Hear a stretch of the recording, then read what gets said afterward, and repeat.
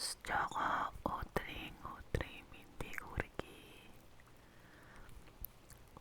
Дараагийн үлгэр маань өвлөнбор гэдэг намныхоо нэрээр нэрлэгдсэн үлгэр байгаа.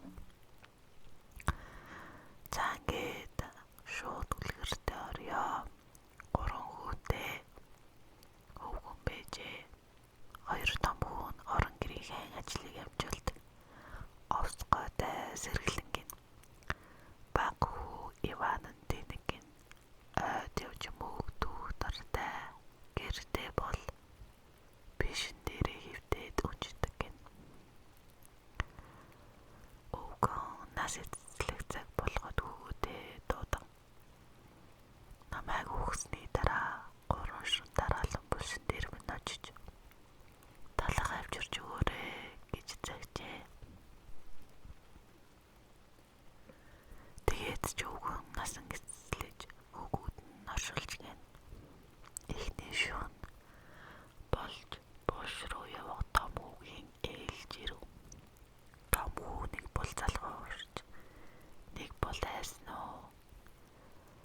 Ямар ч гэсэн явсангүй. Харин Иванд чи өнөө шөнө миний оронд эцгийн булшин дээр талах аваачж өгөөд ирээч. Би чамд бав авч өгнө шүү гэн. Иван шуурч талах аван эцгийн булшин дээр очин хүлээн суув.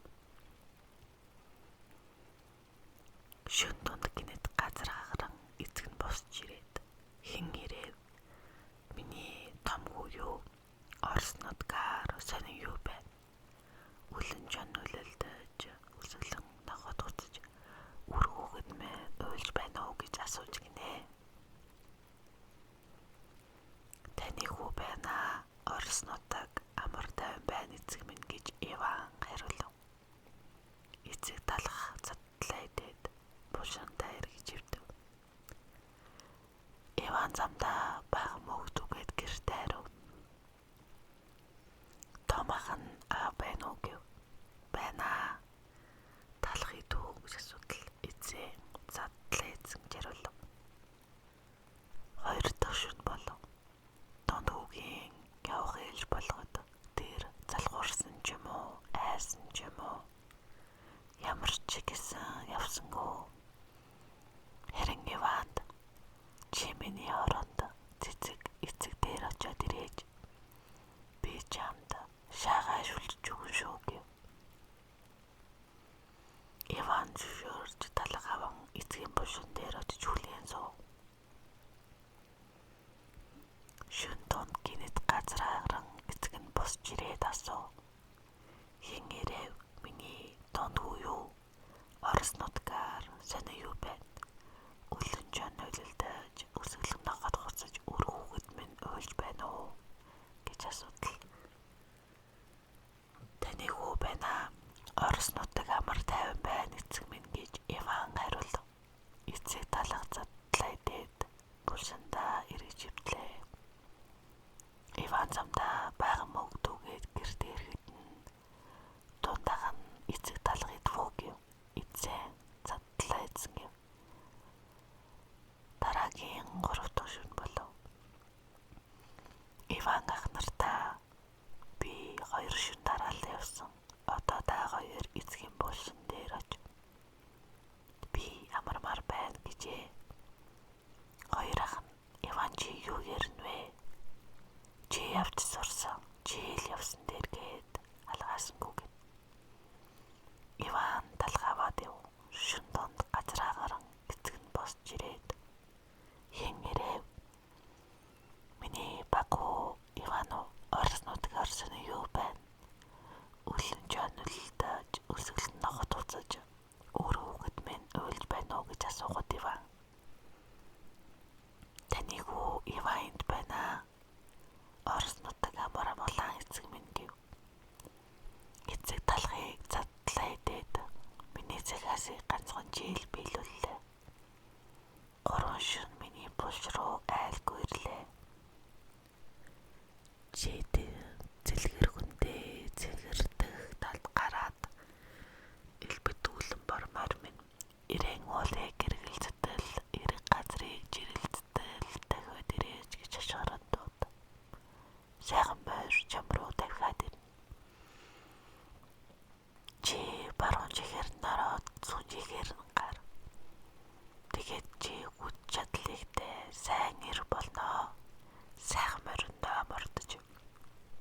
Ясыг зорь гэжээ.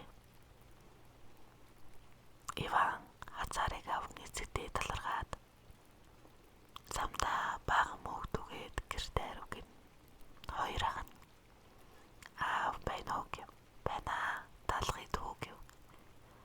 Эцэг задлаа эцэг дахиж битгий ирээрэй гэсэн гэж гин. Энэ үед хаан ард олныхоо дунд зар тараажээ. Ганц би хань бүлгүй сайн ирчүүд хааны ордны гадаа зүглэр хааны хосгүй үзэсгэлэнд охин 12 багантай 12 давхаргүй алан цагирагтай замхаг босхыг зарлигдсан гин. Тэр замхагийнхаа хамгийн өндөр тосгүй үзэсгэлэнд гүйж суугаад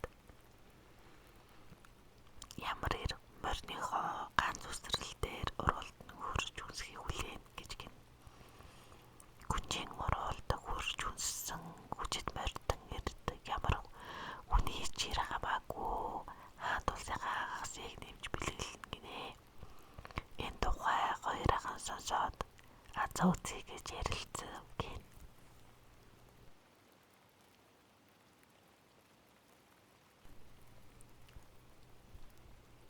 Тэгээд сайн морьдоо дижээж услаад өөртөө сайхан хуцаа өмсөд үсээ самнаад зүсээ янзлав гин. Иван бишэн дээрээ сууж байснаа. Ах нар минь намайг аваад яваач. Цуг явж азаа үзье гэхэд нөгөө хоёр нь бишэн яван чи дуугүй.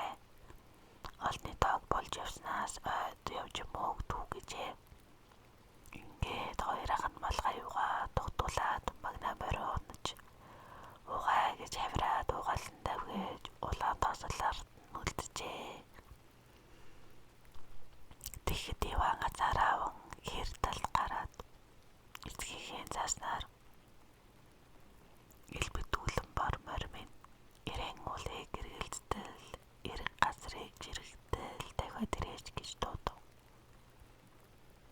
Гэтэл газар дэлхий жижигхэн нэгэн морь давхин ирсэн хамрын нүгээс дүрэлдсэн чигнэс нутаа олгойдон ирэв. Морь газар татагдах мэт цогтулсан тушаах тун гэв. Иван морио илэн таалаад хазаарлан баруун чихээр нь орж зүүн чихээр нь гарвал үгээр хэлэшгүй үзгээр бичишгүй сайхан төрсөн сайхан ир боллоо гин. Тэгээд мориндаа мордон хааны ордон руу дахижээ.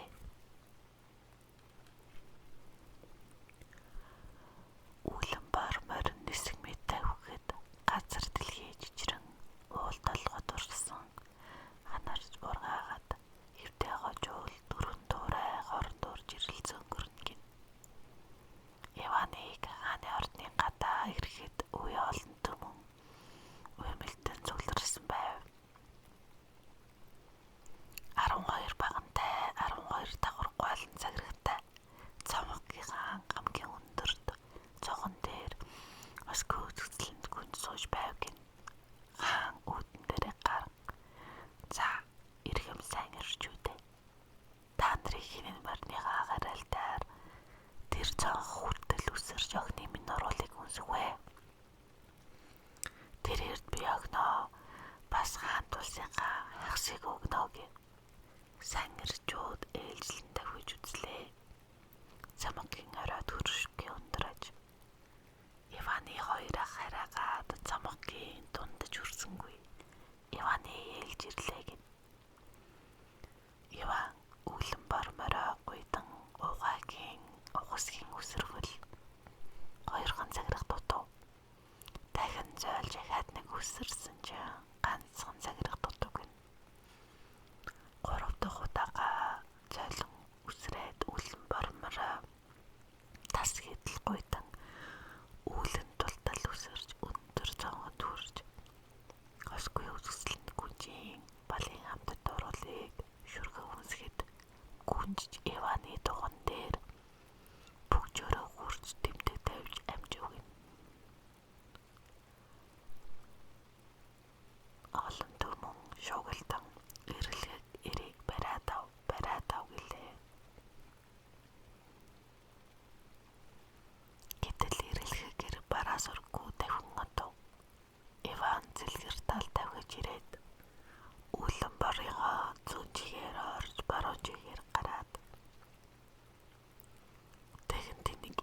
олж ууржээ.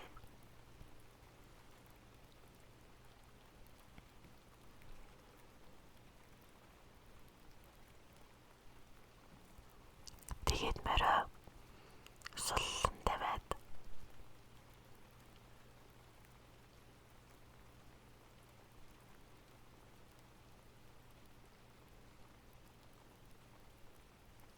замдаа баахан мөөгдөггээд гэртээ ирж тухай алчуураар богоод бишин дээр гарч ивдэж гин.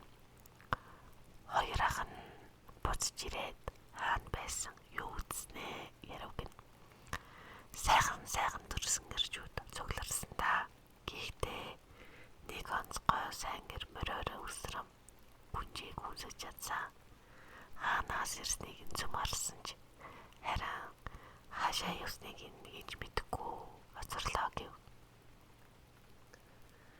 Тэр чинь би байсан юм биш үү гэж Яваныг хэлэхэд хоёр ах нь уурлаа. За тэнийг минь дуугатаад бишин дээрээ мөөгөө идэж суул гэлээ. Гүнжийн бүгжөөрөө хурж тэмдэг тавьсан дугныхаа болтыг Иван автал гэрэл туяа цэцрэв. Хоёр ах нь тэний минь чи юу хийж вэ? Гэр орон шатаахан нөө гэж хашгирлаа. Маргааш нь хаан өргөн их найр хийх болж дээд түшмэлээс аваад доод ардыг хүртэл баян ядуу өгшин залуу хүн бүгдийг өрн залж гинэ. Иваны хоёр ах найранд явахдаа бэлдэн Иван би цуг явъя гэв. Тэний минь олныг нийтэн болсноос орон гэртээ суугаад олсон мөөгөө идэж байгээд хоёр ах нь малгай угаад хутуулан магнаа мордоо унаад яваад өгч гинэ. Иван явган ёсаар харин хааны найранд ирээд хамгийн цагаан ширээнд суужээ.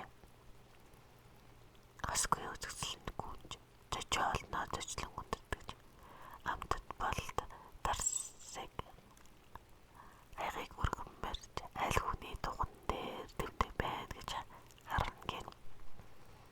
Гүнж бүх зочиндоо бал бариад Иван руу дugж ирэхдээ зүрхэн шимшрэн өвдлөө гин.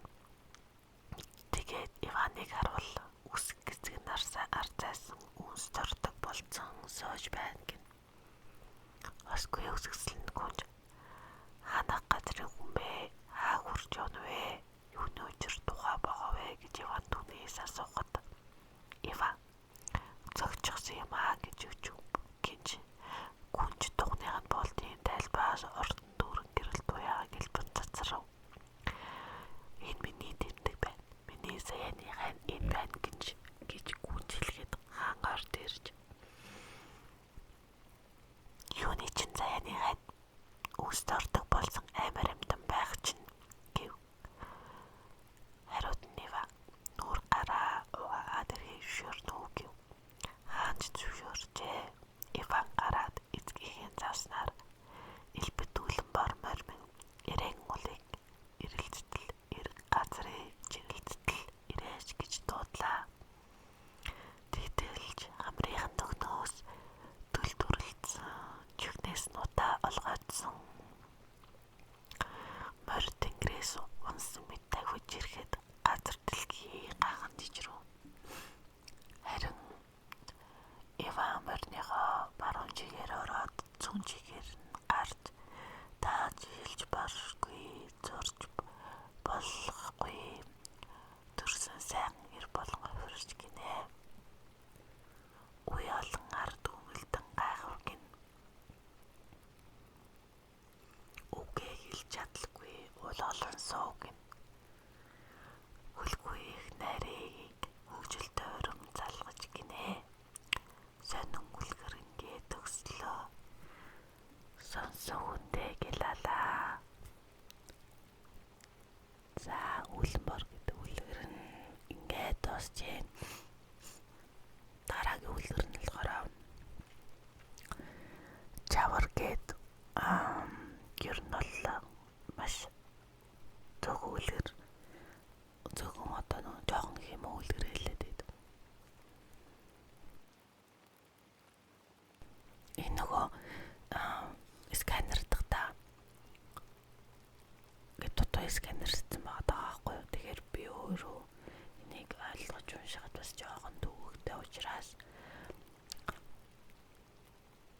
энэ чавар гэдэг үлгэрийг өнгөрөөё.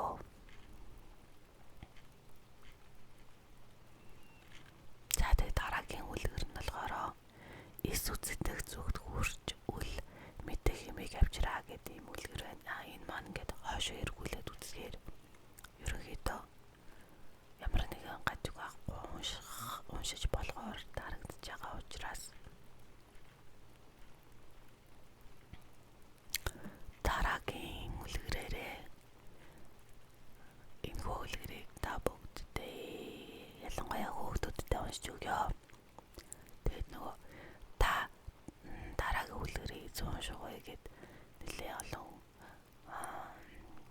хүүхдүүд л надаас асууж ирсэн. Тэгээд удаас нь уучлаарай. Ямар ч ийсэн энэ хүртэл сонссон бүх хүмүүстээ баярлалаа. Намайг дэмжихгүйс олсоогта subscribe дараарай, like дараарай.